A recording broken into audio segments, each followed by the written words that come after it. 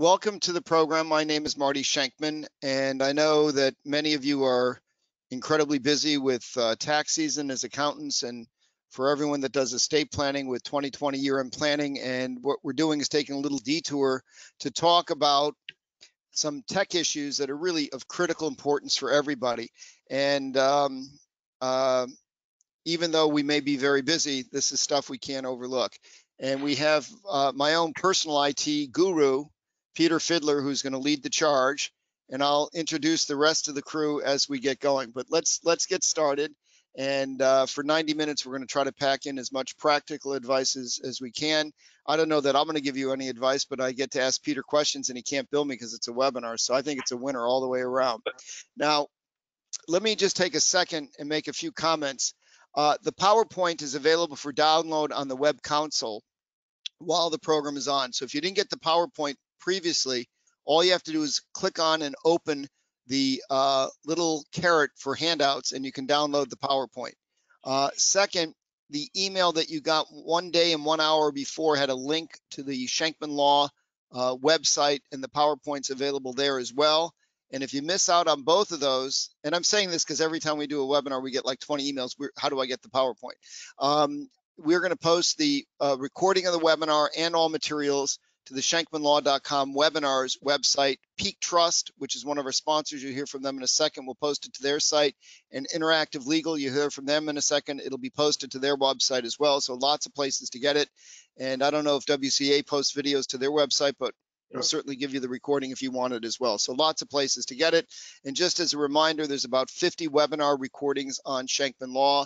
And if you go to laweasy.com, there's a growing library of at least 150 plus 10-minute video clips, many of them done with, at least 25 of them, I think, done with Jonathan Blottmacher, who's on this call. There is no CLE or CPE for this program. We will send you a certificate of attendance. If you have any problem with the certificate of attendance, there's nothing, unfortunately, that we can do. It's generated automatically by the system. So you get what you get, and it should reflect what you registered, and it should come to everyone that registered with an email address. If you have any questions, I encourage you to email the panelists. We'll all do our best to help you. If you post them in the webinar console, it's just tough to do the way it works. So all the email addresses for everybody are at the end of the PowerPoint, which you will get. And now, our first sponsor is Interactive Legal. Vanessa, can you say a few words? Absolutely. Thank you, Marty. Welcome, everyone. I'm Vanessa Kanega. I'm the president of Interactive Legal, and we are one of the sponsors for this webinar. We're a proud sponsor of this webinar and many of the webinars in the Schenkman webinar series. For those of you who are not familiar with Interactive Legal, we provide automated document drafting solutions for estate planning and elder law attorneys. So the topic of technical efficiency and security best practices is obviously close to our heart as a legal technology company. So I think you're in for a great webinar, and obviously please contact us if you'd like to learn more about Interactive Legal, and we're also glad to answer any questions you may have about how you can use technology, legal technology, more efficiently as well. So thanks a lot. I'm going to make a quick pitch for Interactive because I don't get anything for making the pitch, so it's totally honest. If you're an estate planning attorney and you're drafting documents in the last months of 2020, you must have a document generation software program. I don't know how you can efficiently and securely, safely draft the kind of documents and the quantity of documents we're all grappling with at the end of 2020 without a document generation software. I personally use Interactive Legal, and I certainly recommend it. Our next sponsor is Peak Trust, and unfortunately, well, fortunately, we have somebody better looking than Brandon to speak, but I got the wrong picture up.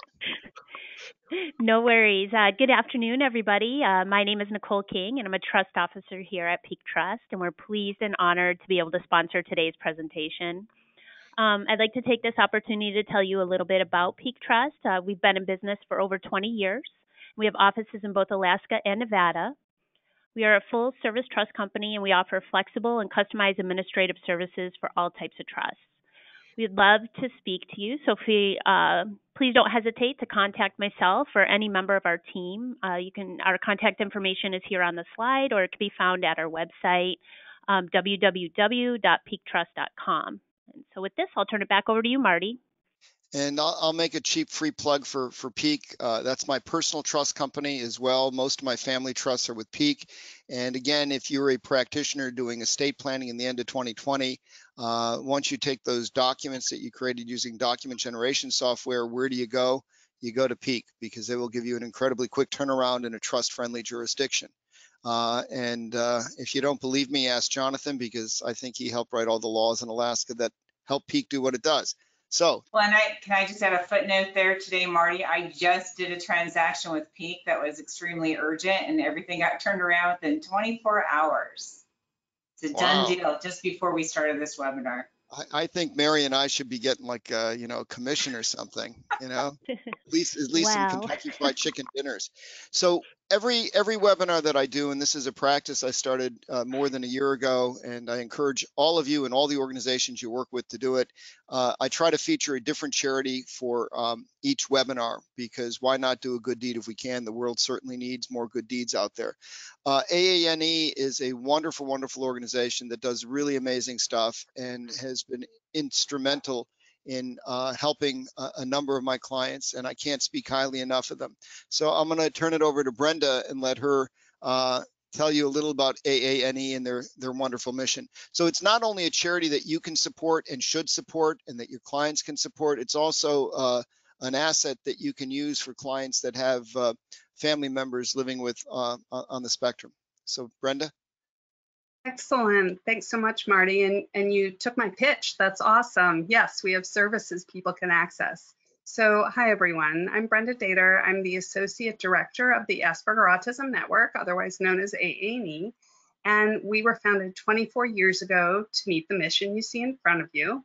I'd like to just give you a little sense of why you or your clients may want to visit our website or contact us, and the impact we have in the autism community. Because 1 in 54 individuals are diagnosed with autism, chances are that you and your clients know or will know someone impacted by autism. There are services and supports for children on the autism spectrum that already exist, but AANE was founded over 24 years ago to fill in the gaps in service provision. We work directly with adults on the autism spectrum, family members of children, teens and adults on the autism spectrum, and the professionals and corporations working with clients and employees. Let me just give you one example of how we can be responsive to unmet needs and develop innovative programs and services that Marty alluded to for the autism community.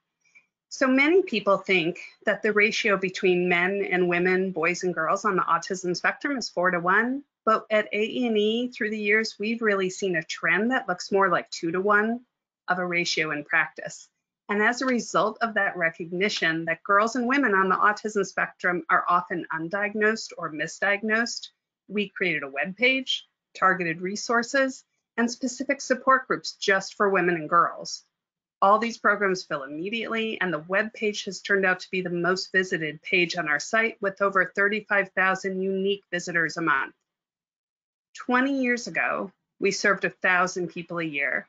We now respond to over 500 inquiries per month, in addition to providing 70 support or social activity groups for family members of children, teens, and adults, and the adults themselves on the autism spectrum.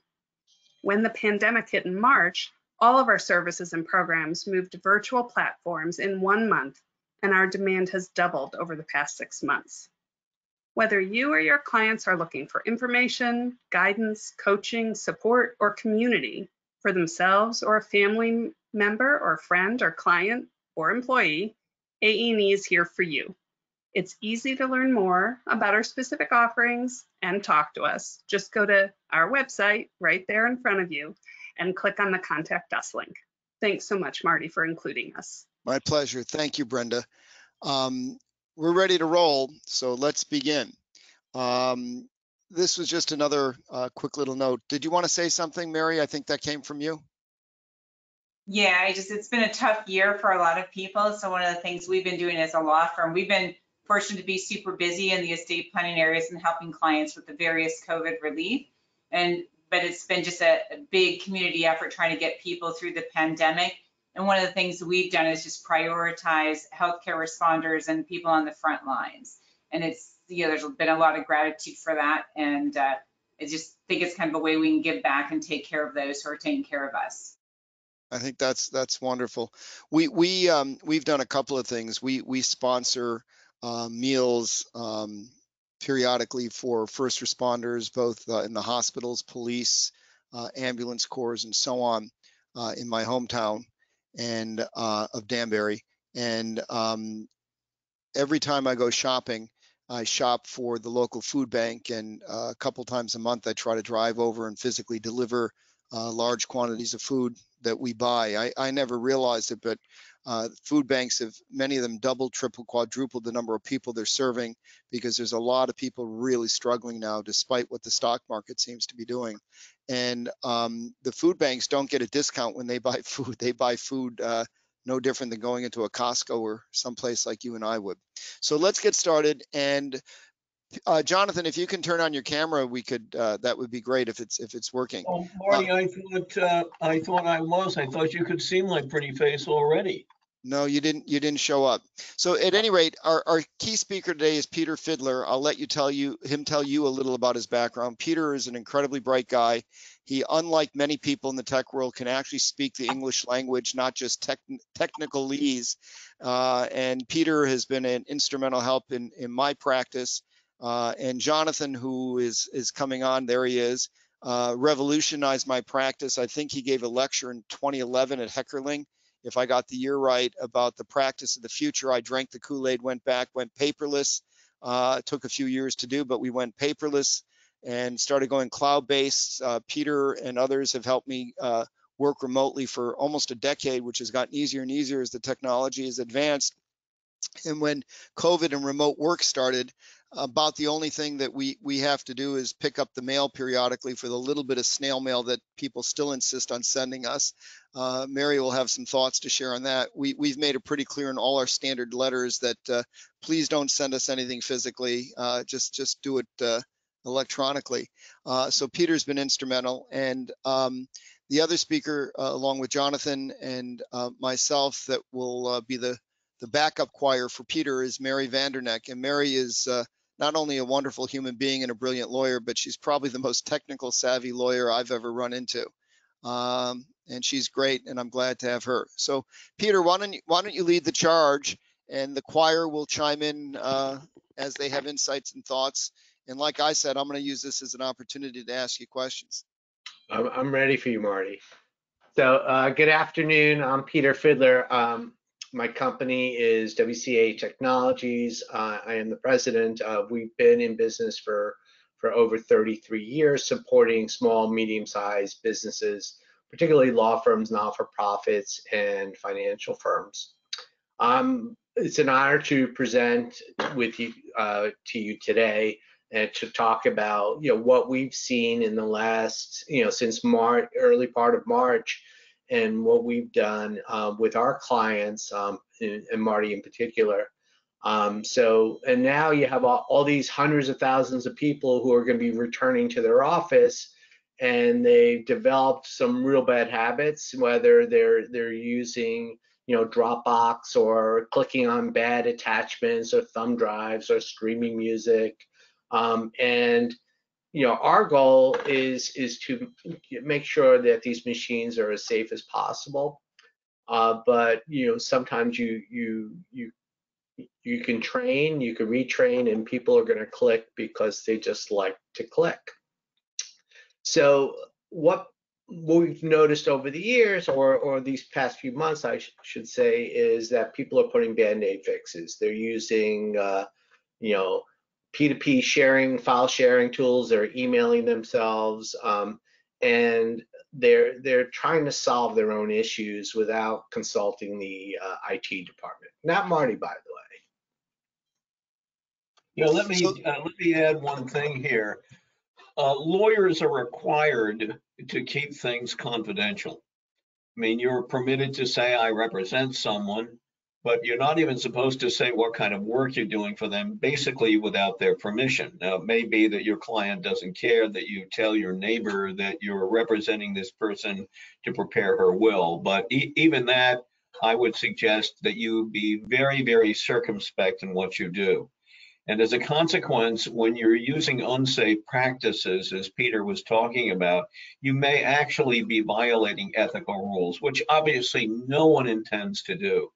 But to avoid a charge, especially if a client finds out that information about him or her that they find embarrassing or compromising or could affect their business, you may find yourself having a complaint filed with your state bar commission, and you don't want that to happen. Back to you, Peter. Well, just let me pause for a second and give a little context. We've done a number of programs. Jonathan's been on some, Mary's been on some. I'm not sure if Peter has before, but we did a whole bunch of programs, at least 2 or 3, about technology, working remotely, what to do with the current environment. We did another program on signing estate planning documents, wills and trusts and so on in a COVID environment remotely. And all those appear on the Schenkman Law website under the webinar tab. We're trying to take this now the next step down the road, so we're keeping current. So as the quarantine period has ended and people are going back to work, Peter is raising new issues. So, you know, you've spent a lot of time perhaps dealing with remote work if you weren't acclimated before COVID to it. Well, you know, it's not over. You can't just focus on work. You have to now address the new technology issues that are arising as we start to go back to work. And Mary added some brilliant thoughts that we're going to get to is, hey, we should have really learned some lessons from this remote work, and we kind of had to jump and do it quickly. But, you know, what long-term lessons do we learn? And we're going to talk about that. But I think the points that Peter's emphasizing and Jonathan tied back to the ethics issues is we have to be very careful what comes back into our offices. We don't want our networks jeopardized. We don't want the equipment jeopardized. And that's some of what we're going to talk about now. Any other comments, Mary, anybody before we go on? So I was just gonna say kind of the big picture in talking with both businesses and law firms is that what you're seeing is, you know, like we've been here, we've had really low numbers and everybody's been back in the office actually for quite some time. But there's a lot of businesses, and as we move into the fall, our numbers are on a massive rise here since Labor Day, right?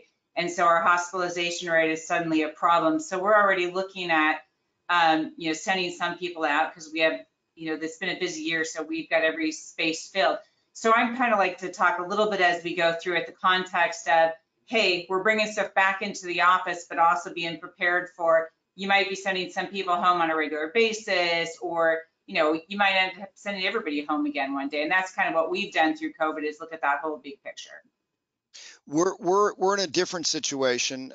We have not had our office really open and functioning since early March. We have chosen to be very careful, and we're not having any in-person meetings with very, very rare exception. And for the most part, those are outside, not in the office. So we're still working in an entirely electronic remote environment. And thankfully, thank you, Peter. We've been well prepared for that, so it hasn't been that much of an adjustment. But I think Mary's raising a really important point. If it was a hassle getting through the remote work and adapting to it, which I'm sure it was for a lot of firms, don't stop adapting and don't stop, in fact, accelerate your involvement with your either internal or IT department or outside IT consultant. Because as Mary said, if we do have this surge that they've talked about in the fall, and you know, I don't want to predict anything. My Ouija board long ago burned out, but if we do have a surge, you're far better off if you take the time now between, you know, the summer and fall and that surge, which may come later in fall. Take this time now to hone your skills and improve your remote work skills and workability. Peter, back to you. Yeah, so it's sort of interesting, you know, when you're in the office and you know, you have your file server, you have your key card, so you can control who comes into your office, who leaves the office. You have your network drives, your printers, your shredders, and then you have people-to-people meetings in your conference rooms or your war rooms. So it's and change. Going remote certainly changed that. And it really, there were a number of people who thought they could never work remotely. It just wasn't possible to work remotely. They wouldn't do it. And what we found is, you have to work remote as a result of what's going on in the world. And I think this is going to be something of a trend where you're going to need to work remote and from wherever you are, and certainly open up to other people here. Many people have really not adapted. I know a number of brilliant practitioners, and out of kindness, I won't mention their names, but they either have worked in their office saying that, they're an essential worker because of whatever interpretation of those statutes and laws or bills that they had. I know a number of very bright practitioners that have worked at home, some that have actually rented hotel rooms and worked out of a hotel room, and have couriers carrying physical red welds. Mary, do you have any red welds? I haven't even seen, but ever since we talked about that, I don't even know what one is anymore. So I actually, every once in a while somebody sends a file over and we see one, but I haven't had a physical, we haven't bought one since 205. I did have one other comment on the whole concept. I'm really interested in any input Peter might have on that. So in Nebraska, we have like a lot of workers who actually live rural. So, we're just a million metropolitan area. Fortunately, we were considered an essential business to the extent we had a shutdown here. But several of our workers had their internet access was just horrible. And I personally upgraded mine to 1 gig in panoramic. And now I have like speeds of 100 in certain parts of my house, which is amazing. But some of ours absolutely could not get internet access. So we let them come back in first. And that was just kind of problematic. So if we can talk about that a little bit as we go, because I think that was really interesting you're trying to do Zoom meetings and don't have good service. It's really a problem. Yeah, that is really a huge problem. I know, I upgraded my internet. That's the first thing I did because it's shared access. Unfortunately, where I live, Fios is not available, which is Fios is, the fiber provider in my area, and they've been promising to come to this area for years, and they're not here yet. So I had to upgrade whatever I have, and I have a backup device that I use, a cellular device, just in case, because I can't be down. So it's unfortunate that broadband is not the same all around the country. And, I know there's certain vendors like Microsoft who are trying to use television waves for internet access. So, but it's the people who usually are coming back into the office are essential workers or people who have bad internet, or they have so many children at the house that they just can't get anything done. So that's what we've noticed, and I know a lot of law firms have allowed that in the New York City area. Let me mention what Peter stated about kind of a remote, almost like a cellular system. I have one. It's called an Air Card. Mine happens to be with Verizon, but you can get others. And it really can be a great help, especially when you have a lot of people in the house using the internet. You can log in on your own. It's maybe not quite as fast as having a direct line into the internet, but it's certainly important to have. So I've done a couple of things. I know we're not on the slide on security. We'll go back to Peter on security, but we kind of got on this tangent that's really very important on internet access. We had Fios in my office, and when I had moved to my office 5 years ago and we realized we had Fios, that's all we had. And Peter had told me in the beginning, and he was right, it just took me 5 years to listen to him.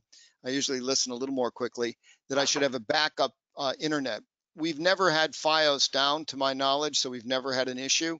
But because of COVID and realizing how critical internet access is for remote work for the office, we added a cable line as a backup. And Peter put in, and you could elaborate if you want, Peter, a switch, so that if the Fios goes down, we then have cable internet, so that we have a backup should there be a problem with our primary internet. And that's something we did in the office. Like Jonathan, I've always had a hotspot from a phone company, so I can use my phone to tether to.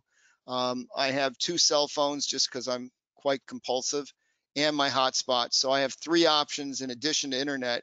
And this is not the first time it happened, but about a month or so ago, there were some terrible hurricanes where I domiciled Jonathan in Connecticut. And for 3 or 4 days, the only access I had was my hotspot. Verizon lines wouldn't work and the internet was down. So I have a Verizon phone and an AT&T phone and an AT&T hotspot and a cable internet at whatever the highest level is they offer. That was essential. I couldn't have functioned from my office without it. The other thing that I've done, and maybe this helps people, I don't know if you'd be comfortable with it, Mary, but it's my practice, so I do it. We have a simple, and if it's of interest, Peter can comment. I back up my laptop from my office through a VPN so that I have all the files, all the active client files on my laptop. So if I can't work online because of an internet issue, I can continue to be productive. And then when I get internet access back, just upload the files through that.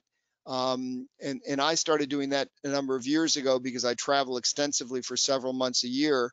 And many of the places we go, like you've described, just don't have adequate access. So I would be the gal who there's not enough redundancy for, right? So we do the same thing, that we have a backup internet resource, but I'd be the gal who had an external hard drive and would back up all the data files on a regular basis so that if all internet options failed, I could plug that in. I think that making sure you have, maybe you don't have to go to that extreme these days, because I can tell you we've been on the cloud for quite some time. My first time that we went on the cloud, they had us shut down for 3 days. So all I can tell you is thank heavens that I had that habit of backing everything up onto an external hard drive. We've been back on the cloud now for quite some time. We haven't had an issue, but we still have some fairly redundant backups on hand. The other thing we've had out here is cell service issues. Like in my house, there's absolutely, I'm on Verizon, no cell service, no AT&T service, no Sprint service. So for whatever reason, there's a block on my house. So finally Verizon came out after I got my entire neighborhood to complain and put some kind of wide extender on the cell coverage there that it's a little bit better. I did want to kind of also go back though to your point on the paper and on this slide, Marty, where we kind of went off from that, because that, the confidentiality issue and taking paper home. So for me, for you, I rarely print a piece of paper anymore. I just did a rather significant transaction. Nothing got printed for the most part, at least if it did, I don't know about it. But a lot of people do print, and you'll hear people say, even if they have electronic ability, that they feel better, they don't have enough screens, so they still print something out. And that's one of the things that we probably should cover, is just talking about, one of my things is what equipment should we have in place for people, now, and even, if they're working at home at all, and that shredder on the list becomes, because if they're going to print stuff, you want it shredded, not lying around their home office or their home where other people have access. Yeah, that's an important point, Mary. Is the first thing I did when I was working from home is I bought a shredder, not just a high-powered shredder, because I was doing a lot of confidential documents, whatever was going on with PPP and, filling out papers. And unfortunately, all the banks wanted my bank wanted me to fill it out by hand. So I had a lot of paper hanging around with confidential information on it. So, I spent one weekend just shredding for a good 2 hours. And so that's real critical. You don't want to leave confidential information around. And I think that's what we've seen on this whole concept. People going home, coming back in. What did you leave around at home? And what did, how were you functioning at home? And this, it's paper, it's what you're doing on the computer, how you're saving files. And you don't, when they're here, at the office, most likely they might have a printer in their office, but they're printing it, it's in their office, as opposed to in their home office or possibly their living room or kitchen, right? I think, Marty we've had different places that we sit, is one of the things we've talked about in our home offices. and that, if you're reading a client document, leave it out, and some, people walk through your house to get outside or whatever. It's a, huge confidentiality issue. Let me make a couple of comments. For all those non-believers of Mary's approach to working, I tell you with full confidence, because much of my life, like many of you, I couldn't read a document without my yellow highlighter. I think I may still have one somewhere. But you can, anytime I get a document electronically, I convert it to Word. It's amazing how accurate and clean even old crummy documents convert to Word. And I write all my annotations right in the document. I highlight in multiple different colors, more colors than I ever had highlighters for. And it's actually the same effect as the old paper highlighting, but it's dramatically better because you can keyword search and so on and so forth. So if you haven't taken the plunge to actually really teaching yourself how to review a document and read it and annotate it online, it's actually great, and you should take a shot at it. And I think you'll all find, as Mary and I have, is that once you get even a little bit used to it, there's no going back to the old highlighters and paper. And see, my fingers don't have any mark stains on them. Peter, I think. Oh, go ahead. I think that one of the issues that's coming up from this conversation is almost what people need to do when their staff comes back to the office. And maybe it's something we shouldn't even wait for staff to be back in the office, but certainly maybe somebody from the office should be designated to actually do an interview of everyone on the staff to find out what they have been doing. My distinct impression is that we all work on the cloud in my office, so there's really no paper. About the only paper I do, I like to print my one-page calendar, because then I can keep myself reminded of what I'm supposed to be doing. But that's about all I print. But I think we probably should all be inquiring as staff, what do you do? What do you print? What have you done with what you print?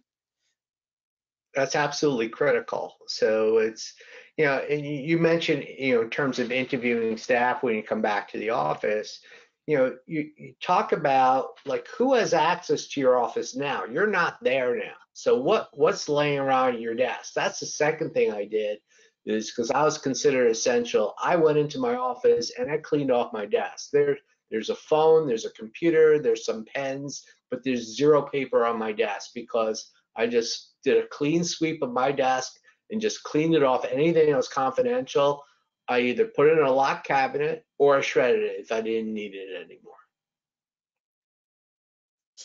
Any other comments on security in a remote environment? Let me mention one thing about shredders, which Peter, one other time we had him mention. You don't want a shredder that just cuts it into slices. You want one that's going to cut it up into little tiny pieces. Now, is it conceivable that someone could spend 10 years and put together something from the pieces? It's possible. And maybe we'll get to the point where not only do you have to shred it, but then you have to take the shreds and burn them. We're not there yet, but it wouldn't surprise me if somebody put something together which turned out to be horribly embarrassing, that maybe will be pushed even further than we are right now. Yeah, that's a good point, Jonathan. Somebody once told me you get a cross shredder and then you just throw some coffee grinds in there, and from the coffee maker, and nobody's going to go through that. One of the other things, when you talk about security that I've noticed in January, if I had, and we've had web meetings for years and years, but in January, if somebody had their kid running across the back of the camera, or their spouse screaming, or their dog howling, I would have probably have thought, and forgive me anyone if I thought this about you, how unprofessional. But I think it's also a security issue. If you're having a meeting with somebody talking about confidential issues and there's people walking in the background in the camera and you don't even know who they are, I don't think that exactly infuses or imbues confidence in the other people on the call about how confidential you're being. So just, the little obvious stuff can be significant as well. Let's go on. So Peter, some scary statistics. You want to go through them on the next slide? So this is putting a strain on your IT department. And so 50% of organization expenditures are being used on purchases for software or hardware without the knowledge of the IT department. How is that even possible? How does that happen? they'll buy Dropbox, they'll do Slack, they'll buy an external drive, they'll plug it in. Some organizations don't lock down that you really should, but don't lock down the use of USB devices. So you can plug anything you want into there. So it's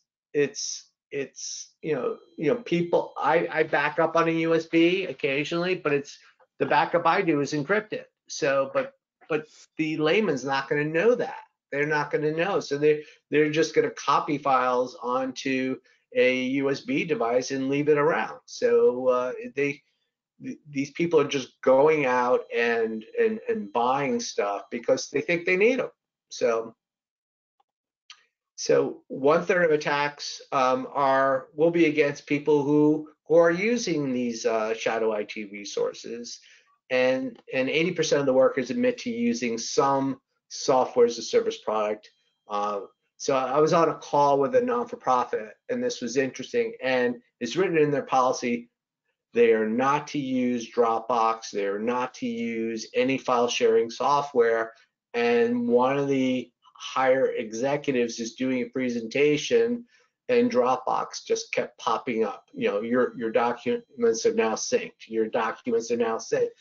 And I'm texting the IT person there, and I said, "Do you see what's popping up?" And I actually held my camera because it was a video call, and I took a picture of it and sent it to him, and just to show him that this person, executive, was using Dropbox and it was unauthorized, but he installed it on his own. That's scary. Any other comments, thoughts, anybody? It's just a little bit different from the Dropbox, but when you're mentioning the pop-ups, what I've seen, and Marty, you mentioned the Zoom and other people walking in, but I was on a call the other day, 3 people, you could literally see the paper that was sitting on there. And so that's just kind of a protocol, like, okay, clear the paper. And notice everybody on this call did a really good job, so. Well, if you notice the angle of my camera, it's chest high. You don't see what's on my desk. But now I can show you. There? Nope. Only my one-page calendar. Nothing more. Nothing more. Peter, is the issue with Dropbox just that it's not secure? Well, Dropbox can be made secure if you know the protocols. You want two-factor authentication. There are all sorts of things that you want to incorporate into Dropbox. But it's data that's outside of the IT environment. So it's not that it's not secure, it's that it's not approved. So if they get hacked in and they don't put the proper protocols in, and somebody gets access to that because they didn't put a secure password on it, or for some other reason, if you're a law firm, that's dangerous stuff. So just so you know, we use Dropbox, but the only thing that ever goes on Dropbox are recordings of webinars like this when we send them to folks like you. That's all we use Dropbox for. So now you know. Okay. I hope I'm not in trouble. That's all we use it for as well. But so my question, Peter, on that is the two-factor authentication. My understanding is if you just simply use two-factor, and there's other things that you can do some protection with too, but that alone increases your security by some almost unmeasurable amount. Yet a lot of people really seem to resist using the two-factor. Do you have any thoughts on like why that is, or how to, make that? Are you not using it? Peter, explain two-factor for anyone that's not familiar.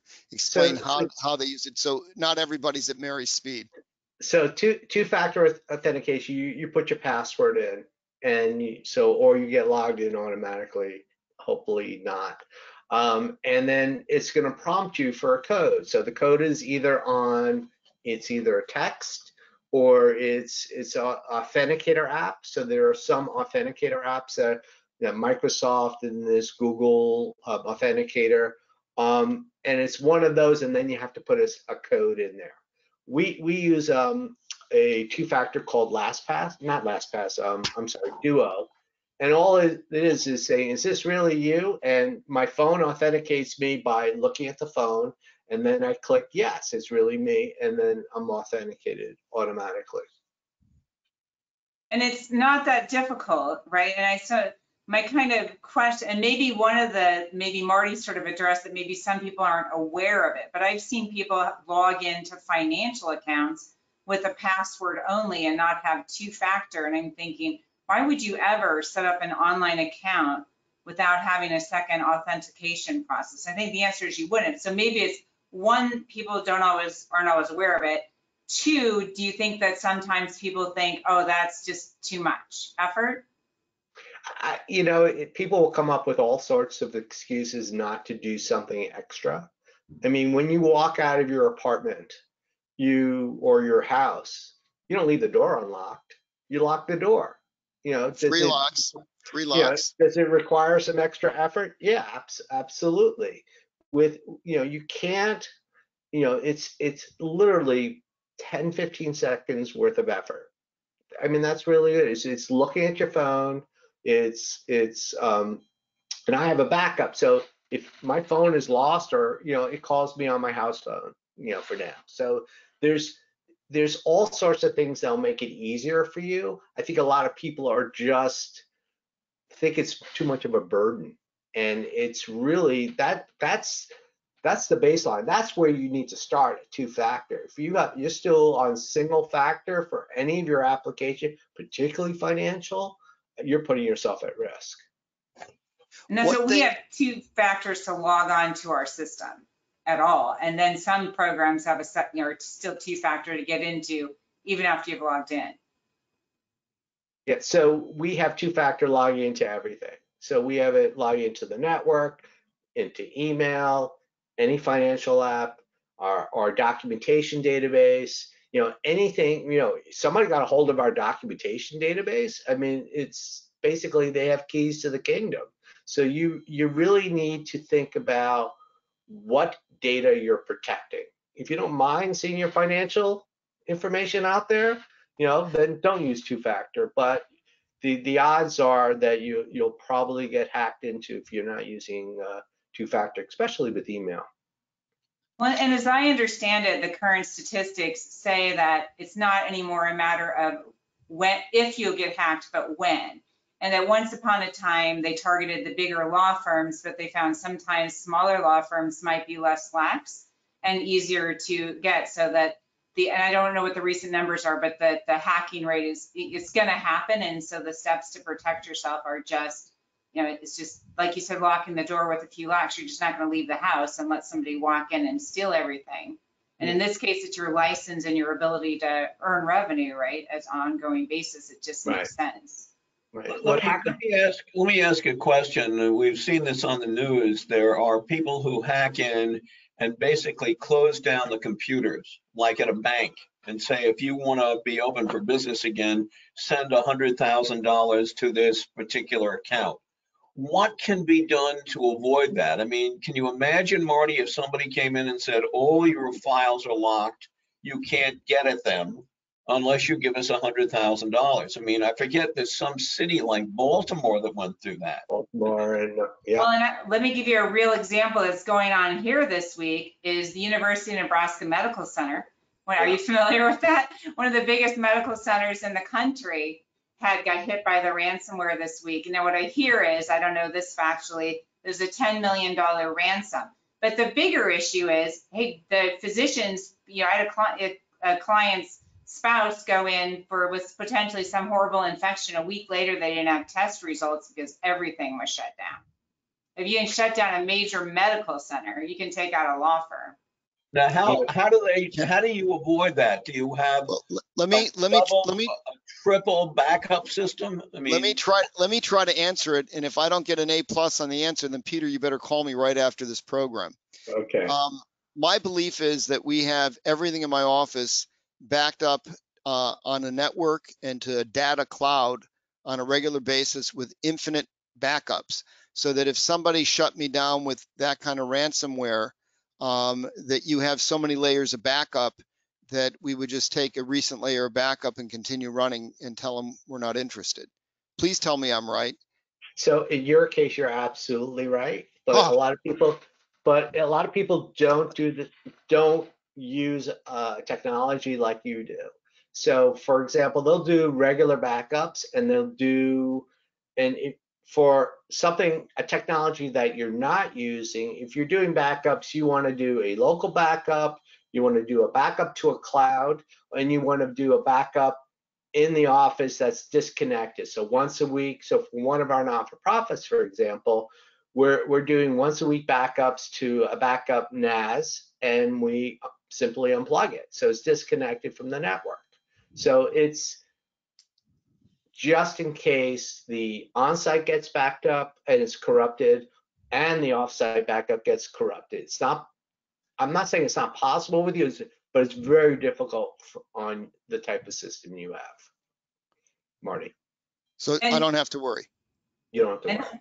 And hopefully most law firms have that, right? You're some of the solos, but so you look at like the University of Nebraska Medical Center, what went wrong there potentially? You know, I don't even know. I haven't looked at I read the article, but I didn't look at the details. But it's usually because somebody didn't disconnect a backup. There has to be some backup that's disconnected.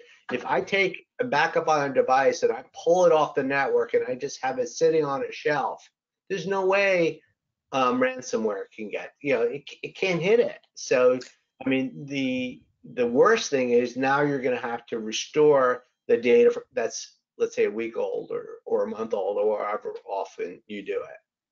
And in that case, they kind of wrapped around and ransomed the entire system, right? Because they had access to it.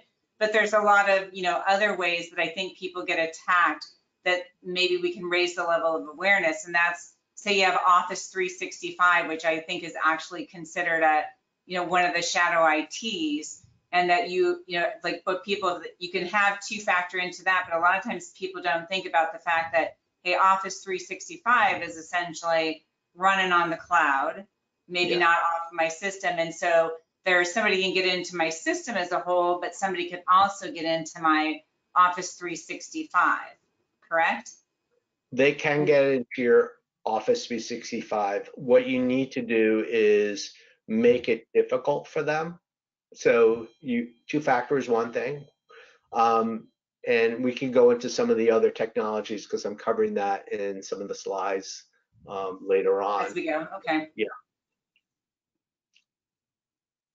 So go ahead, more threats, Peter. Why don't you tell us about them?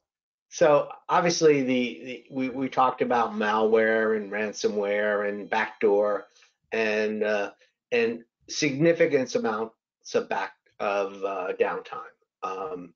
Then you have people just sitting around doing nothing. It's just, I'm going to interrupt you, Peter, for 1 second. It's actually dramatically worse because I think many of the people, if not most of the people on this program, are estate planners. And right now, we have the craziest year end that I've seen in my 35 plus year career, where so many people are struggling to get work done before the end of 2020 under the belief that if there's a Democratic victory, which we'll know before year end, but if there is, they want their planning in place because the Democrats have platforms that would dramatically harshen the estate tax. So it's not even a matter of just losing the revenue. The big fear is, what if you have all these client matters you're trying to get done by year end, and you have an outage for a week between now and the end of December 2020 is perhaps the most important week of any estate planner's career, because there's just so many people desperate to get work done. So this year in particular, the consequences are critical more than ever before. So whatever recommendations you make in the upcoming slides is really important for people to implement now. You can't afford downtime now. You really can't. It's particularly, when we talking about a medical center, now you have all these HIPAA violations. And the fines are just astronomical. You can't even, I don't think I have a calculator that counts that high, but maybe a spreadsheet. But it's crazy what you're risking. It really is. So you really need to be ultra careful. And I live in a basically small community, so our entire metropolitan area is 1 million. So, there's not very many conversations I'll go, and our community is really small. So if you can imagine if one of my clients' information shows up somewhere, my career's over. That's pretty scary. That's it's pretty crazy. scary.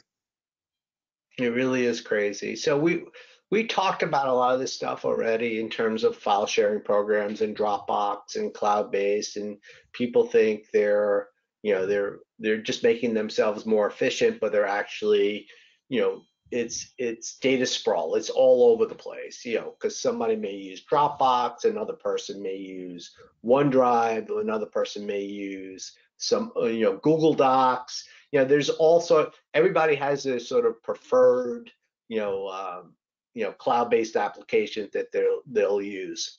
I've seen a number of partners, and it's just mind-boggling, that will email themselves documents, confidential documents, to their Gmail account or their AOL account or their some other account. And this actually happened to a partner, the managing partner of a law firm, where he's emailing himself, and we told him not to do it, and then he got hacked. And he's keeping confidential information in there. What is he keeping? He's keeping his personal tax returns that are, why are they emailed to him? Because his personal identifiable information, his financial, his tax returns are in there. So it has his social. He got hacked. His email on his Gmail got hacked. All his tax returns were on there. Personal, emails, God forbid knows what were in those emails. And then he basically spent the next 2 weeks trying to get his Gmail account back. And you know what? He found out he can't call the Google helpline. There's nobody there. It's Right. just, it's non-existent. So he asked us to help him, and all you use is chat. You chat and you help. And then I knew somebody who worked at Google, asked for the help. I said, "What do you do when you need help?" He says, "I use the chat feature." So that was, you're not going to get a human being on the phone. Peter, maybe to help people understand, what should they do different? Are you suggesting that people should not be using Gmail, Hotmail, AOL? They should use something different? They shouldn't be emailing firm documents to their personal email account. That's first of all. If they ever got sued or if there was ever a lawsuit, now they can do discovery on their corporate email, and they say, okay, we see stuff is going to your Gmail. We're going to ask you to do discovery on your personal email. And I don't think anybody wants to share or have their personal email discoverable. If they need documents sent to themselves or to work on it, they need to either have a VPN into the office, or they need to have an approved cloud-based document management system, or they need to have some remote, there's Citrix, which is used in a lot of law firms to access documents, but they should not, under any circumstance, email themselves any sort of client information outside the organization. Isn't one of the issues, Peter, that if you get a inexpensive commercial Gmail, Hotmail, AOL type account, that it doesn't have the security that you would professionally put on a firm's email? The short answer to that is yes, because you can't put data loss prevention policies, which, if you incorporate these type of policies in an organization, you can actually prohibit emailing of anything that contains credit card information, social security numbers, any personal identifier. We can look for various types of information inside either the email or the document inside the email, and actually stop it. What is that called? Data loss prevention, DLP. So it's built into Office 365. Should we go on, folks? I just have one question for Peter in terms of thoughts, because one of my questions is always, and I've asked it in different ways, is, why does it happen? So why do employees use shadow IT? And one of my examples, and this is a little bit off the IT, but it's a security issue, is we regulate, and we have some really good, really smart attorneys here. And I still, how they get the email that says, looks like it's from Mary Vandenack, but it's really not if you look really closely at the email.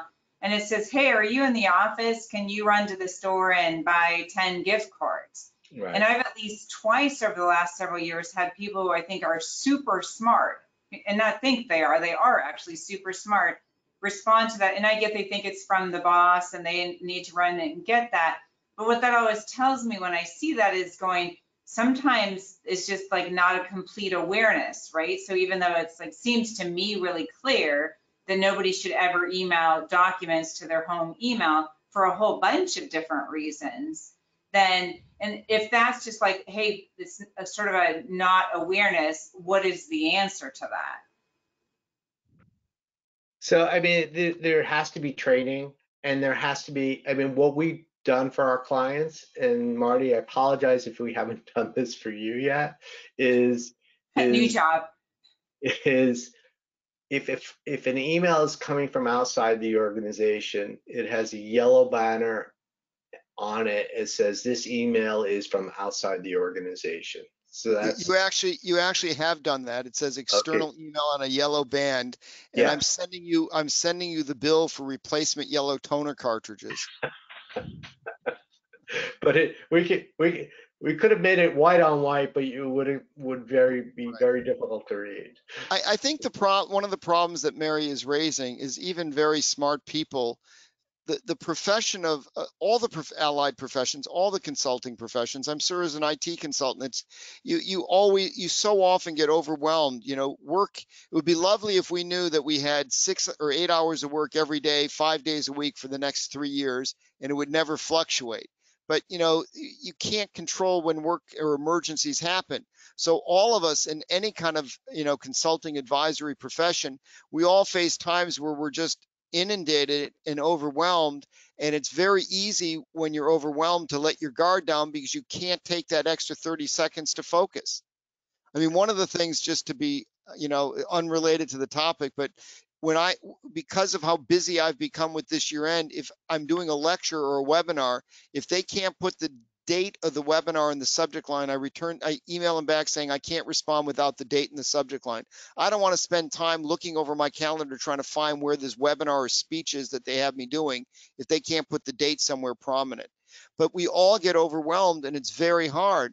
And that's why I think it's so critical to be proactive about all the issues that we're talking about, because there's going to be a day, if not this week, next week, if not next week, this month for sure. You're not going to go a month without one of those days. Mary never has those days. She's always looked calm when I see her. But all the rest of us in the profession have those days. So I've repeated your 2012 on steroids many times recently. So you got to be extra careful because you never know when those days come. It gets very hard. It's absolutely true. This is something, if you get an email with a gift card or if somebody wants you to wire money, there are all sorts of schemes out there. Change the subject line, just because what they're looking, if they've hacked into somebody's email, what they have is they have a rule that looks for that subject line. And if you change the subject line, it's probably going to go to the real person. Not guaranteed, but probably going to go. But if it says need a favor, change it to I just got this email from you, just confirming. Just something different, because otherwise, what these hackers will do is they'll create a rule that looks for that subject line. Interesting. And delete it so the person can never read it. That's a cheaper approach than what I've used. I've used a more costly approach. Or pick up the phone. I mean, I forward the email to your tech people and ask them to confirm if this is something I'm really supposed to be doing, if I think I need to. Well, we do that with some of ours too. One of the other practices that we changed was that we are aware of a situation where like some of the hackers will come in and there's like the fake invoicing and the, writing checks off of your accounts type of thing. So some people even on their internal stuff think that's really secure. My understanding is through Office 365, someone managed to get, and one of the ways this will happen is you could save your password you could go onto Google Chrome while you're traveling somewhere and forget to log out. You log in, don't log out, and you leave your password somewhere and hey, it all syncs. And so somebody can get into your stuff, especially if you, and so that's one of the things I've gotten really a big advocate about. Every single, like the apps on my phone, don't save logins, right? Because in this one, but they'll get a password, log into your email, search for the word invoice or bill or something like that. They'll find those real quick, set up some rules, send an invoice that looks like it's from, or direction for payment of a check. And we saw one that was, oh, by the way, we had a check get stolen, so we need you to send payment to this other account number. And people have done that, right? So that they're pretty realistic, and they can log into your system, send an email as somebody that does work for you, which is a little more dangerous than the email that comes and says, buy me some gift certificates. Yes, although we had a real estate attorney, this is about 5 years ago, before some of the security measures were put into place, and his email for wiring instructions got intercepted and was sent to the client. The client wired, I think it was $240,000, and it went to the hacker's bank. And thank God he noticed it right away, and they were able to claw back at it and get it back real quick. But can you imagine? I mean, it just by changing, intercepting somebody's email, and from that point forward, he followed our advice to send encrypted emails, whereas before he didn't really follow that advice. Well, and isn't another of the issues with the shadow IT when you sent people home? Did they save any passwords that relate to work-related systems on their computer? Right, absolutely. In any of their, and I think that's true. I'm a Google Chrome user, so I know you can mess up and do that in Google Chrome. And then it's somebody who gets, if you save passwords in Google Chrome, it's not that hard to get them. And so that's just, I think, one of the questions is, did you save any passwords anywhere that connect to our system? If somebody did that, how do they delete all the saved passwords in like Google Chrome? There's an area in Google Chrome that you can just remove it, and it's in clear text. I mean, I remember when this woman was moving from one computer to the other computer, and one of the technicians asked, "Do you want me to move your passwords over?" And she was shocked. Every password she had was in clear text. It was, somebody hacked onto the computer.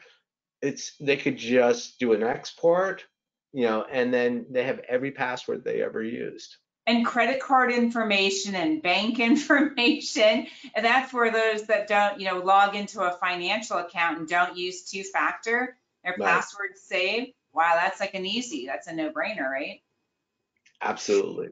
Peter, do you want to comment on firm laptops, docking stations, as opposed to people using home computers or personal laptops? So my feeling with a firm laptop is that you can put certain controls on a firm laptop that you can't put on a personal laptop. So when we deploy a laptop for a law firm, we'll put our antivirus on there, and we'll put some other protection. There's some DNS tools that we can put on that I won't go into, but if they try to go to a bad website, it will sort of block them from going to that bad website. But if they use a personal laptop, it's not going to have security. They're probably going to have administrative access to that laptop, which means that they'll be installing software on it without even knowing it at times. They'll think they're downloading one thing, they're actually downloading another thing. With a corporate laptop, in order to install software on it, you need the administrator username and password, and you'll get prompted, do you want to really install this? And they're not going to know the password, so they're not going to be able to install it. So there are a lot of controls that you can put on there, including patch management and things like that. What is patch management in English? So patch management, Windows updates. There's Right. always these annoying Windows updates. So we manage the installation of patches for Windows and Adobe and Chrome and all sorts of third-party applications. Now, isn't the cost of these things come down so much? What does it really cost to get 10 employees a firm laptop? Because if they're all working off the cloud, they don't even need a big hard drive. There shouldn't be a lot of stuff they're saving. What, just for 10 people, what kind of numbers are we talking about for a firm? So you're talking, on the low end is probably $700 to $800, and then, but a decent laptop is going to be anywhere from $1,200 to $1,500 for a decent laptop. So for a professional firm, you're talking $1,500 a person to have much better security and control over what's going on.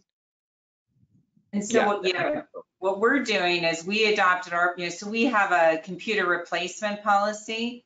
And as you know, Marty, I'm the one who's been anti-docking station, but I've sort of converted through this because we've watched people, like I was listening to somebody the other night, they got sent home and company didn't want them to take their monitors for a good setup at home. And so bought them 2 cheaper monitors. Well, many months later, they're still working at home. I'm thinking those monitors at the office are just like costing, you just wasted that money buying the replacement monitors. But what we're doing is we're going, and that cost is about what we're looking at. You have docking station, laptop, and then people can just, if you have to go remote again, they can just take their laptop and go, but we control the security, and that's been one of our ways. So is there anything beyond that, Peter, that we should be thinking about? So we're switching to the docking station laptop so that when somebody takes that home, and then our policy is this laptop is used, basically it's set up, so it funnels you to our system, and then you can't really do a lot else on it. I mean, that should be the policy. I mean, if you have confidential information on it, which you really should not have on a laptop, you can encrypt the laptop, encrypt the hard drive using Windows BitLocker.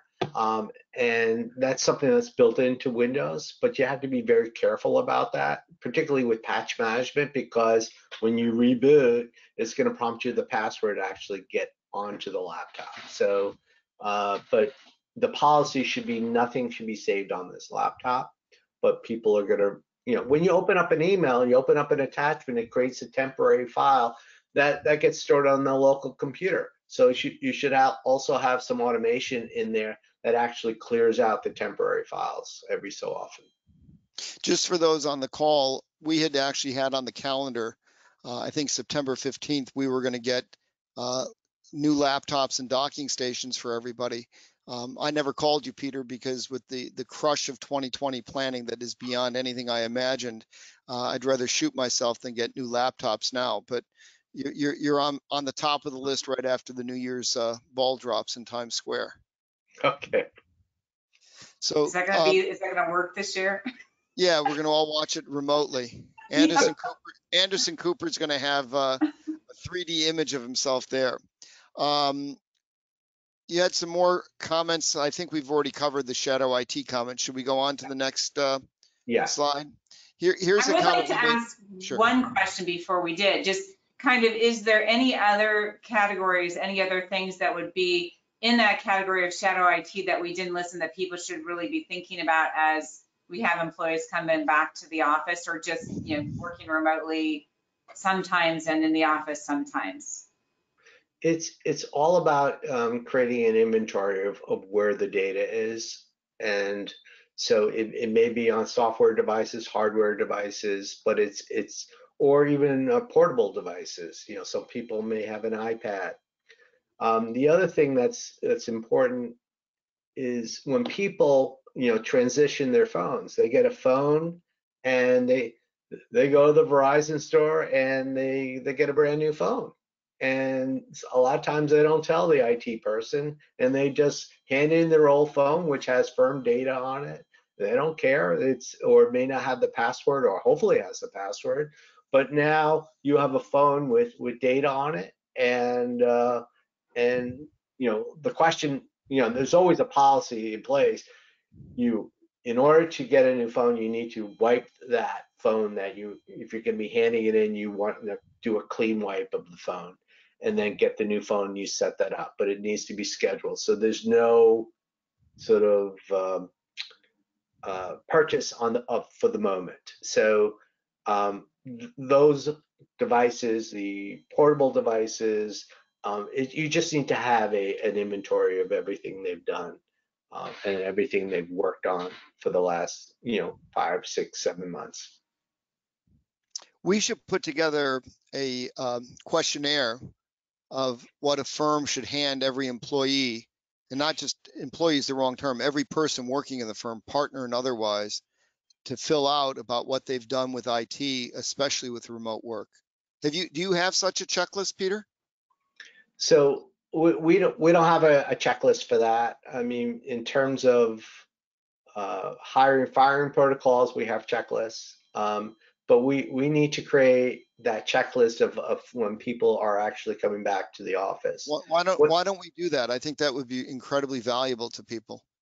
Mary and I will help you, and we'll get it published somewhere, because I think it's something everybody should be doing. I agree. That's a great idea, because I think the same way that we have smart people opening emails that they shouldn't, they're not thinking through all those devices. No, the phone is a real weak point. I remember when they asked me, they offered me like $30 if I gave them the old phone, and for a second, oh yeah, hey, free money, and then I said, no, not doing that. And I called Peter and asked him how to decommission the phone properly. But for $30, it was not worth risking all that data. But how many people, on the spur of the moment, $30, and get some pizza and beer. Any comments on the next slide, or should we go on? I was just going to tell you how we destroy our stuff is we have our office administrator, farmer rancher. So they take it out and they run over everything with a big tractor. I don't think that's going to work in New York City. No, I don't think so. You got any tractors in your garage? I just thought you guys might get a kick out of that. Maybe a sanitation truck if you can find one. Okay. More on managing. Any other comments on managing shadow IT? The only other comment is when, again, I'll reiterate, when people get a new device, not only should you remove it from inventory. So now when you go into, for example, Office 365, there's a device associated with that person. You should just have a protocol when people are changing devices to remove it from their Office 365 or even Microsoft Exchange. And I think Google has it also, that you physically delete the device and you'll be able to realize what device is on there. It usually has the model number on there.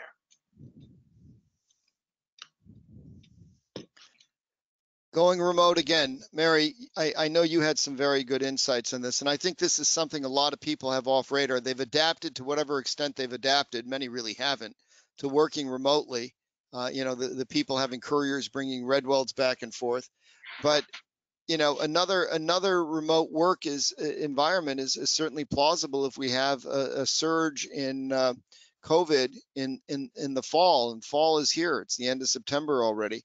But I think there's a bigger picture, and that is that I think anyone that was fighting remote work and anyone that was fighting technology hopefully had a wake-up call that it's actually dramatically more efficient, being paperless, being able to work remote. And I think it really behooves everybody to stay on the path of continuing progress towards a fully cloud-based, remote, paperless environment. Mary, you want to comment, because I know you've always been you were way ahead of me on that. And I will tell you that kind of one of the things that's been fun about it is, while we're pretty paperless and things like that, we kind of use this as an opportunity to go a step further. So we have the ability to provide online notary services when that became an option, and can provide that from here in several states across the country. But one of the things that we did was the one thing we still did sometimes by paper and sometimes by PDF was the billing process. And that became something that what we did through this was we completely automated our billing process in terms of the way lawyers manage their WIPs and the way the bills are processed. So that WIPs is work in process for work those. in progress. Yep, sorry, I was doing the acronym. We're not going to say another definition of WIPs, Mary. Okay, so, but what we did is we trained every lawyer how to, and gave them, limited access so that they could make changes. And what we found is the quality of the billing process improved, the speed of the billing process turned around, increased, so that our administrative time consumption is about 10% of what it was pre-COVID. So my sort of mantra is to use, when we're talking about, say, the shadow IT devices, we're talking about all of the risks and challenges that are created then.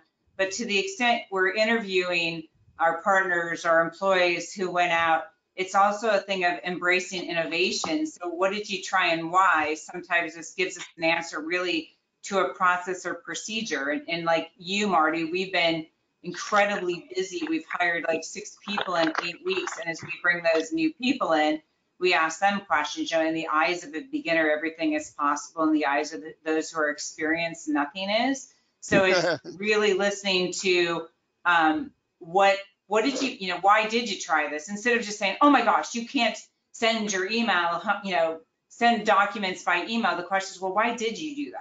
Because that is where we learn the information. In some cases, we found people coming up with ways to, I won't even begin to give you the list of the little things that we've managed to automate, including project tracking in a way when people were remotely to make sure nothing was getting missed, and a variety of other things. So it's kind of like, what did you run into it in terms of challenges, and then using that to come up with new policies.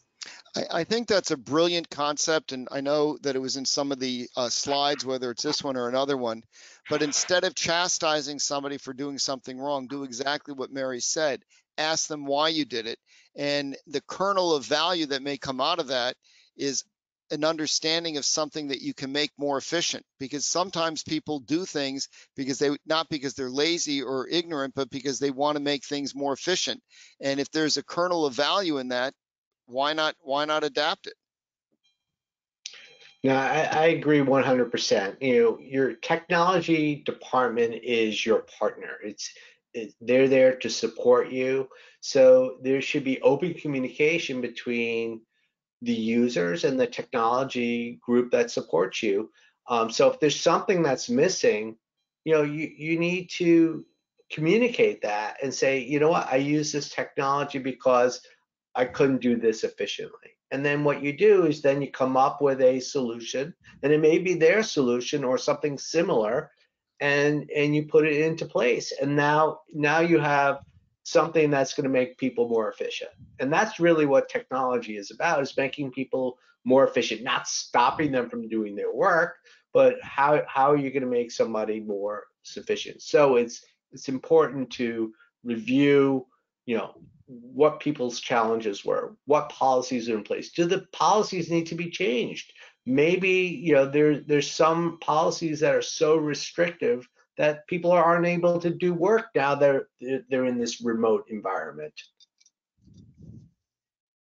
That's definitely what we found. And one of the things that we have long done is, a lot of people will take and go to a seminar or webinar for 2 or 3 days and learn about technology. But then you come back to the office and you have a full inbox, you have a full, and so then you never apply those principles. So what we do is just a 30-minute or less huddle once a week where people say what are their technology issues or what are their technology tips, and use that as kind of an interactive sharing to keep us moving. And a lot of times we'll have our Peter or one of, we use a variety of providers for different reasons.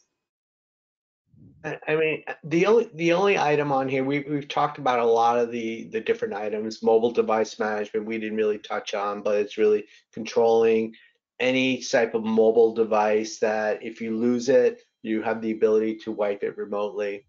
To limit what's on people's phones, so you can actually limit what's on an Office 365 tenant, where they can only use Outlook, Excel, Word, PowerPoint, and that, you know, there's a lot of applications, Sway, Teams, Teams needs to be adopted by people and rolled out properly. But it's about education and re-education, and not education where you could sort of say, okay, they had their security training, we could check that off the list and now get cybersecurity insurance. It's really, you want to make sure that people get it. They really have to get it. So, and it's not about doing a dump and run, and it's about constantly educating people. There's some actually some of our not-for-profits are very good at that. They actually will have lunch and learn dates on every other Friday, and I think that's a terrific idea. How to better use, let's say, Teams, or how to create better documents, or how to save your documents, how to know that a document is, an email is legitimate coming into the organization, what to look for. So there are all sorts of things you could do that don't take up a whole lot of time, and you can make it. And this gentleman actually makes it fun for his users. So it's actually, people look forward to it. Peter, if you're a small firm like me and I don't have an IT department, I can only call your people. What do I do as a small firm? Is there canned educational materials?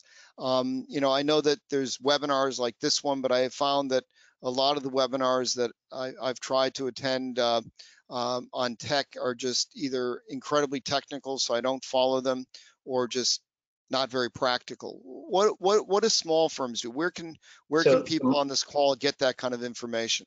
So Marty, you got to sign up for more of my seminars. I mean, that's what it really comes down to. No, but it's a great question. So for cybersecurity, there are all sorts of like KnowBe4 is a great tool that's used for spoofing. So it actually will send out spoofed email, and we use that at some firms. It's not that expensive. There are other types of software that'll send emails that are spoofed emails that will, and then they have an educational video. So if you fail, let's say you clicked on it, then you're required to take a 20-minute video, but we're not going to require you to take anything before the December 31st. So one of the things that we've done in my firm, we don't have the number of people Mary does, and I'm not nearly as tech savvy as Mary. I have Peter's firm give me a memo once a year, and the memo has two parts. First part sort of recaps what we just did in the last year. And the reason I do that is because the ethics rules, if you read them, require you to make reasonable efforts to keep current and address technology issues. And anytime I see language like reasonable, it makes me comfortable. They're not mandating something that's too hard to follow. But when you see words like reasonable, how do you show it? So my belief is that if I have a memo from an outside tech consultant telling me, here's all the things you did, and based on where you are, here are the things you should do, and then we make sure we do those, that I've kind of really adhered to that. So it's not so much as education, because I think time is limited and it's hard as a small firm. So I really rely on the outside consultant to tell us what we need to do and what we should do and guide us to getting there. So it's not quite education in the sense, but I think it's meeting some of the same objectives. I agree. So here's some of the Office 365 security, and we've talked about some of them. Multi-factor, we talked about conditional access. I think conditional access, we have this set up for a firm that they can only access their data or their email when they're inside the either the United States or North America. So if they go outside, if they're going on a trip anyway, they need to notify the IT department. The IT department moves them into a different group so they can access their email. So that's a way of doing conditional access. Turning on auditing is so critical. You want to know who's accessing your email, where they're accessing it from. We had, it was a funny story, a person who was accessing their email from Mexico, and it sent us an alert. we contacted the person, and they begged us not to tell the employer that they were in Mexico because they were supposed to be working. But these are some of the things that you can implement. So it's about turning on the logs, enabling alerts, keeping track of devices, and only turning on the features in Office 365 that people need. Peter, you put on some type of email monitoring for me. That seems different than this. How does that fit into this? So what that is, it's called an SIEM, a SIEM, and what it is it's a security knock that tracks all the logins. So and that's how we found out the person was in Mexico. It sent us an alert. We found out that she was in Mexico. We would open up a ticket, and then we had to address it. If it didn't, we would have never known it before the SIEM tool was implemented. But how does SIEM fit in with what you've just recommended on Office 365? It's Well, something separate, is it not? It's an added service that you add on to Office 365 that alerts you when, if you're in Connecticut and somebody else, and there's a different Marty in California, it's going to alert you and say, how can you be accessing your email at the same time from two different locations? So, and then that's the time it will send an alert. Is that something you recommend for all law firms? I absolutely recommend that, because somebody can be inside your network for months and before this, and you don't even realize it. But if you have this type of service added on, then you'll get notifications. Otherwise, you have no idea.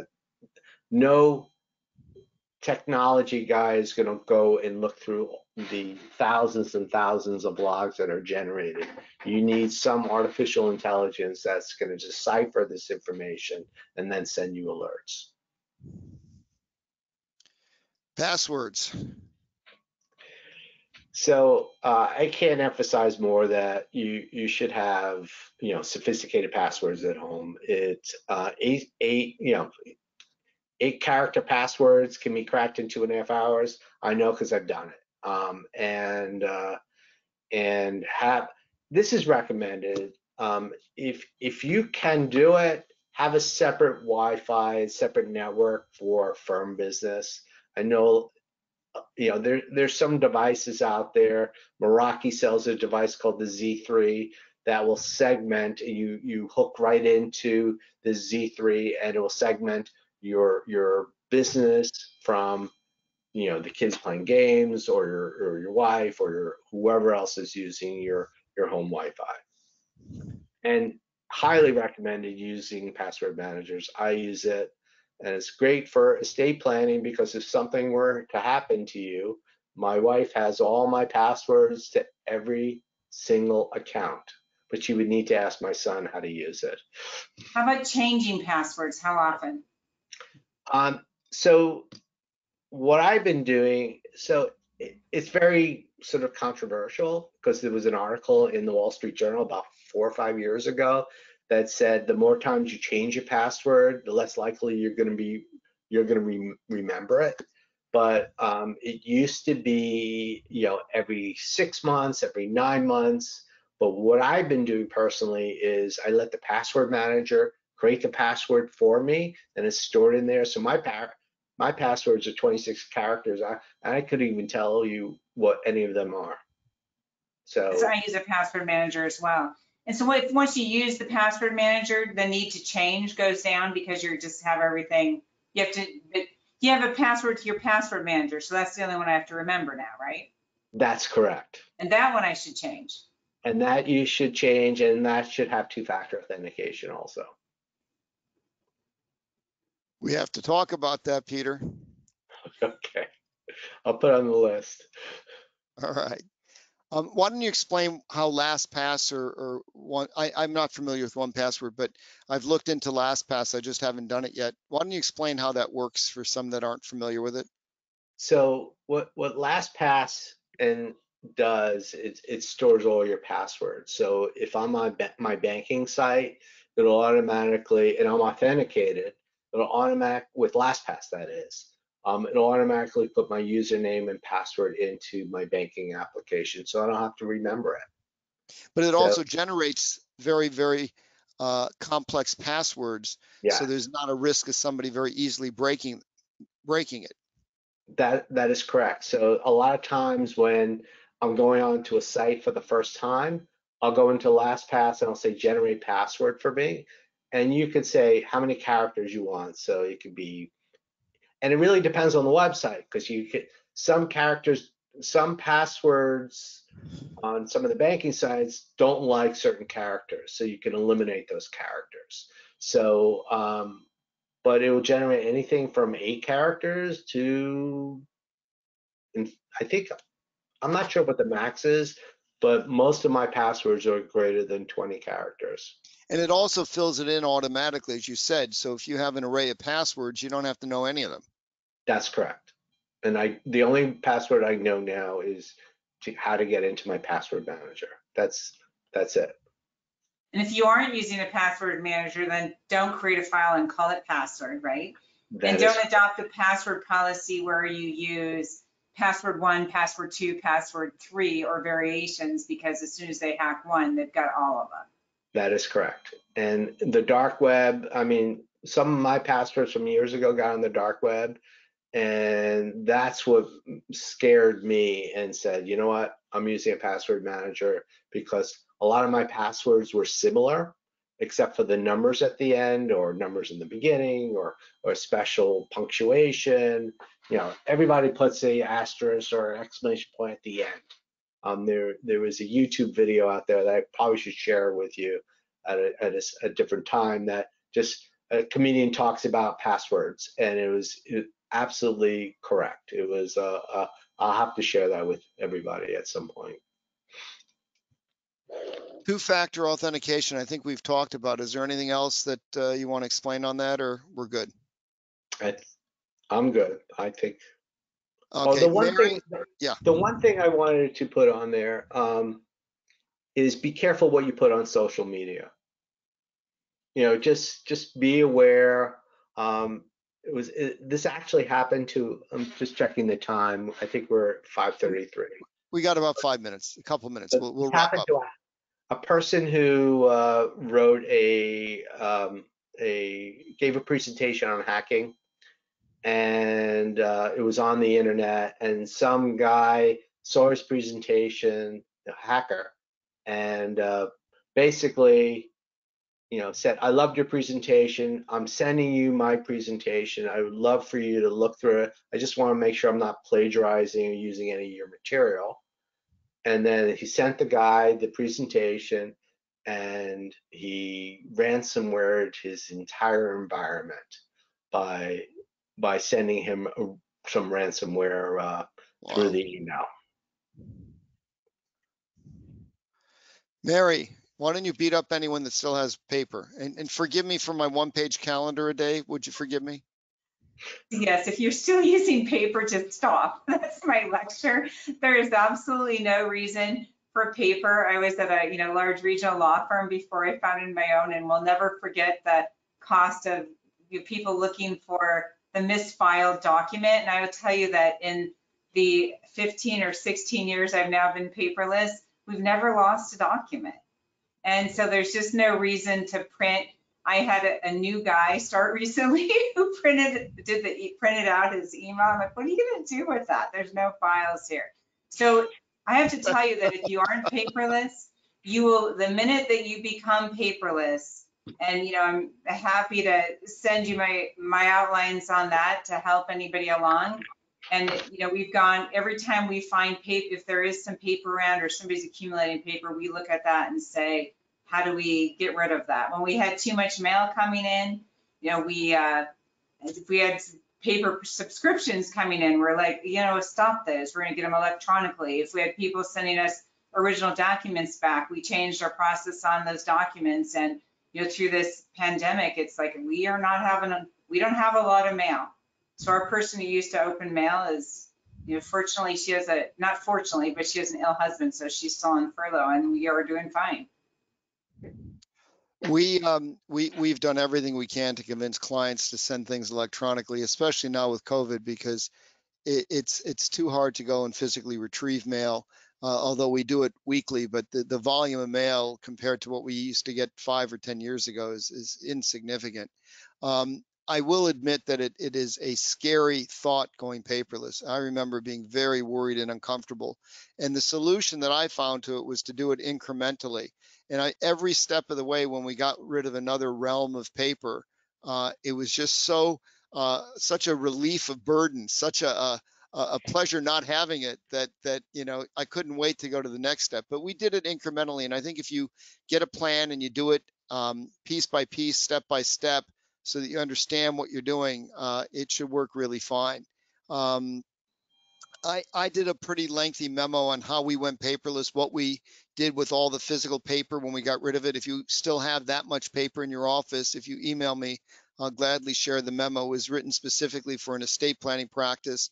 I did it the long, expensive way. I physically had staff go through every dead storage box and every internal file. And I didn't want to risk somehow shredding an original document. There weren't very many, but a few with the 500 plus boxes of dead storage we had. There were some originals. We found them, we retrieved them, we returned them. Getting rid of all the original client wills and documents was an amazing thing. I can't tell you how much unnecessary, wasteful administrative time that saved. So what Mary said at the bottom, now is the time to finally go paperless. And I said it earlier, this is sort of a window of opportunity for tech planning. The quarantining issues have kind of calmed down, but if we have a resurgence, we may end up back with that. Get everything paperless if you haven't already before the next phase of that. Hardware inventory, Peter, any comments? We discussed everything on this list. Okay. High-speed internet, I know we've talked about. Personal computers for work, firm laptops we've talked about. Web conferencing software, we're doing this meeting on GoToMeeting, GoToWebinar. I use GoToMeeting for my meetings. GoToWebinar, it's part of the GoTo suite of products from LogMeIn. I've used them for years and years and years, long before anyone ever heard of Zoom, probably before Zoom ever existed, and have been very satisfied. Mary, what do you use in your practice? So we are still using Zoom, but I have to, we use both Zoom and we actually have GoToWebinar as well. What is their conferencing? We have both. I have to tell you though, Zoom security's improved. Zoom has had security issues. They've kind of got on top of it, but you need to know, you need to have the secure version, costs a little extra, and you need to know how to use the security features. I was on a fundraiser at noon today that got Zoom bombed, and I thought that was something in the past, and that's still happening. So if you're using Zoom, make sure you know how to use the security features. Yes, and we use Teams, Microsoft Teams, which is built into Office 365, and we see, you have to be an authenticated user to get on inside the organization, and then outside the organization, you have to accept people. So we use Teams internally, Peter. So my question is that I don't find that as great of a tool for the external. Are you using that externally as well? We are using it externally, yes. Okay. What's the issue that you find, Mary, so people know? So I just don't find it has much functionality, and I know they've been improving that because I've actually talked to Microsoft a few times on that. I find it a little easier to use the side-by-side, for example, on Zoom than it is on Teams and a couple other things. I just don't think they have quite all the features intact yet. Yeah, it's getting there. Like the breakout rooms in Zoom is kind of nice, but of course, Microsoft's coming out with breakout rooms, and so that's so you're going to see a lot of these features built into Teams. It's constantly being improved. Our other concern with so we use Teams like internal meetings, and it's part of our system. But then when we log on to any of the other conferencing software, we actually go to a browser that's not within our system. So on Teams, you have to send an invite and let them in. And even though I get the security protocol, I just have a little heartache about, oh, that's kind of within my system, and I'm a little more worried. So we use the two different services. Okay. I'm going to make a comment about all of these services. And I've used, web meetings for years and years and years, long before it became popular and long before COVID. So I've always been a big advocate of it for a lot of things.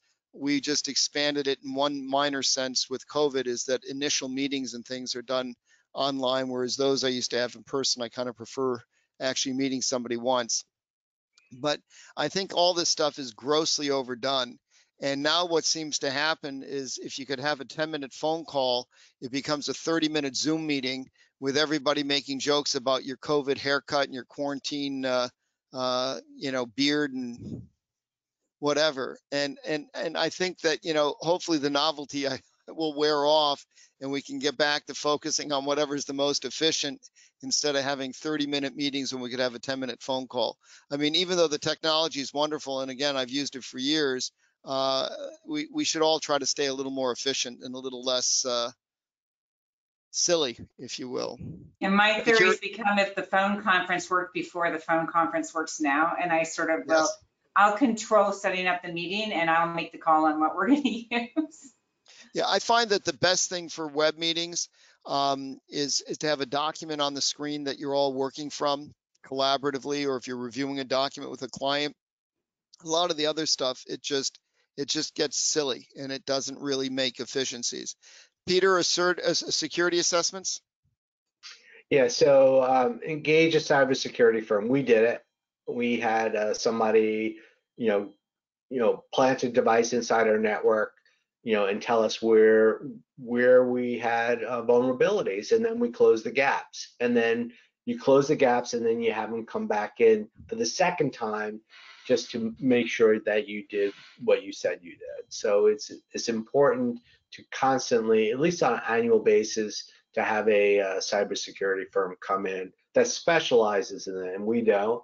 So and we hire somebody on the outside. They do the vulnerability scan, and they try to do penetration testing, and that way we know our data is safe. Okay. Policies, training, we've talked about. Ethical duties. Mary, did you want to say anything on this? So yeah, I think it's worth, and I just put in some information on this Pennsylvania bar opinion because I think it does a nice job of summarizing the ethical duties. But the big one I think you mentioned early on, Marty, is that there's now, one of the professional rules does require us all to be familiar with technology. And I think when we're going remote, that's a higher degree. And pretty much what we've talked about really kind of incorporates these ethical rules. But it's important to know it's not just good practices. I kind of think that sort of the ethical duties or the bar you don't want to fall below. I personally, care a lot about making sure that my client information doesn't show up somewhere or that we're not compromised. And so you should go above and beyond. But there is actually ethical ramifications to not, using all the technology in a way that makes sense. One of the things I recently did, and it takes literally no time or expense, is I have a separate billing code, non-chargeable office billing code for technology matters. And the reason I did that is I feel that if I'm ever challenged, because Mary said it earlier, and I shudder at the thought, but I don't doubt her correctness, that it's not if you're going to get hacked, it's when, or it's not if you're going to have a problem, it's when. So one of the things I want to do is demonstrate that I've done reasonable steps to protect the environment. So the letter that I have Peter do as my IT consultant every year, reviewing everything we've done and all the recommendations, and then hope we go through and do them, I think is a big part of that. But I also felt it would be important to have time records, because if I'm logging all my time automatically online anyhow, as does my staff, if we have a billing code that, again, is non-billable, non-chargeable office, but for tech matters, it shows the ongoing things that we do and the steps that we take and how we respond to any issue. Because if an issue comes up, you don't know if it's minor or could, God forbid, become something more major. So I'd rather have the time records if somebody ever challenges me ethically that we didn't do what we should do. So that's an easy way to kind of track all of that. And I think we're just about done because we're out of time. Any comments on business development? I don't know that we really need to address that. I think we're good.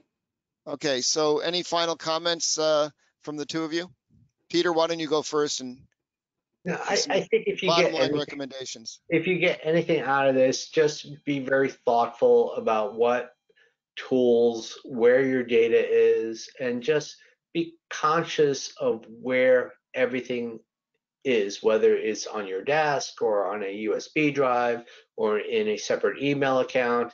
And just, if somebody were to get into that, would it put you, in a very uncomfortable position, so that's the one thing I would say. And I'm just going to steal Marty's early comment about, you're not going to leave your house unlocked and with your garage door open and make it easy for somebody to get in. But like, quite honestly, if somebody got into my house and they stole my stuff, I would care a lot less about that, because then I could go buy a new TV or whatever it is that I cared about. But I don't want them anywhere near my computers that have access to Office. So it's just kind of like, if you're not going to leave your house unlocked, then, as far as to the extent that doing what we do is how we make a living and we want to keep that in place, and it's our credibility and a whole lot of other things, it's really developing the awareness that that the degree of care we need to take with security is just mission critical to our practices. I'm sure all of you that are estate planners, and that may be many or most of you, regardless of whether you're accountants, attorneys, financial advisors, are all overwhelmed in 2020 because of the crush of work. But Stephen Covey in his 7 Habits of Highly Effective People talked about sharpening the saw. And IT is one of those things that, yes, you can use IT for marketing. That's a different topic for a different day. But you got to sharpen that IT saw, because if you don't, not only could you have problems, but apart from the bad stuff, we've also talked about some incredible efficiencies that you can get. So you got to make time, no matter how busy you are, to sharpen that IT saw.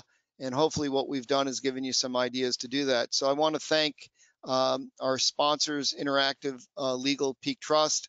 I want to thank Jonathan Blotmacher, Mary Vanderneck, and especially Peter Fiddler, our featured speaker for today, and hopefully you've all gotten some valuable ideas. Please email us if you have thoughts or questions. We'll try to answer them. And if you got great ideas that we didn't talk about, email us those, and we'll try to disseminate them as well. So thank you for joining, everybody. Thank you.